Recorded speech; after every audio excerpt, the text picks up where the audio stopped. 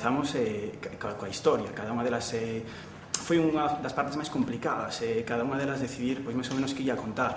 Ao principio, bueno, pois comezamos facendo un pequeno resumo da súa vida, cada un iba contando pois as partes que as marcaron a súa vida, o máis importante, e dai fomos sacando pois anécdotas e historias que recordaban con maior os seus recordos. O meu vídeo vai de cando a guerra, porque eu nacín, tiña 5 anos cando estallou a guerra. Vivín unha vida malísima, porque íbamos todos, daquela era cando a fame, cando todo. A historia de cando nacín, de pequena, que miña nai enfermou, entón levaron a vivir con miña abuela. Pois falo un pouquiño de cando era pequena, porque de cando iba á escola, porque tuve así un pequeno problema que era zurda. Foi máis ben o recordo que me quedou, porque tuve unha profesora que era un pouquiño mala, entonces pegábame nos dedos para que non escribía como a izquierda.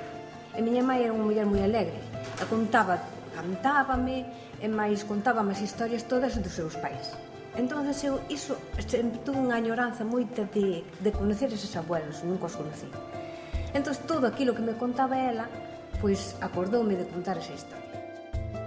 Viñeron coas súas fotografías, fixeron así unha recopilación dos seus recordos máis importantes, centrándose cada unha nun tema concreto.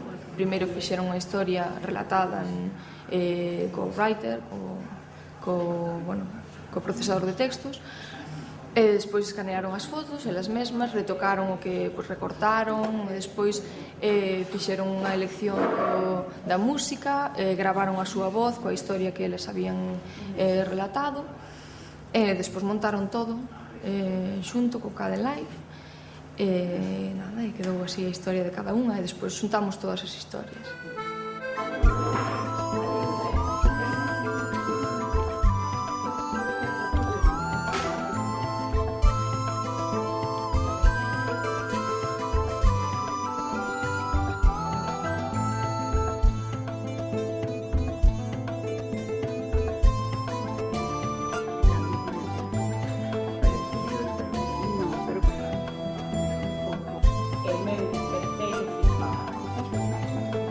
Aprendía moi ben, pero eu as dúas e pasábamolo moi mal.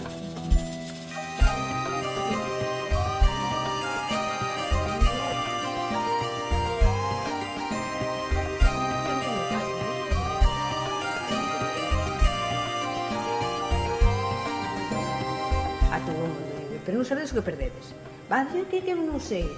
Vas a ir para aprender. Desde logo que para min foi unha maravilla, gustame todo. Desde que empecé hasta ahora de Madrid.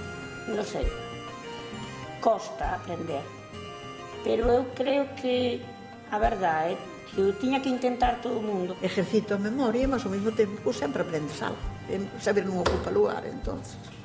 Por iso que É complexo decir concretamente en que lles aportan as novas tecnoloxías na súa vida, pero é algo que se ve que cada día pois veñen aquí con interese a ver, pois non sei se teñen un correo novo do seu fillo, neto, irmán, ou que aparecen na mensaxería instantánea na tua casa, é dicir, sirves para relacionarse, para ter un contacto co ordenador. Moitas delas, despois dos obradoiros e demais, acaban por comunicarse coas súas veciñas ou con xente incluso de outros concellos, porque fixemos cousas con outros concellos, pois se comunican, envían fotos, as fotos dos netos, todo iso teñen no ordenador, saben como imprimilo, é dicir, é un coñecemento e aparte unha maneira de comunicarse e de crear un tejido social.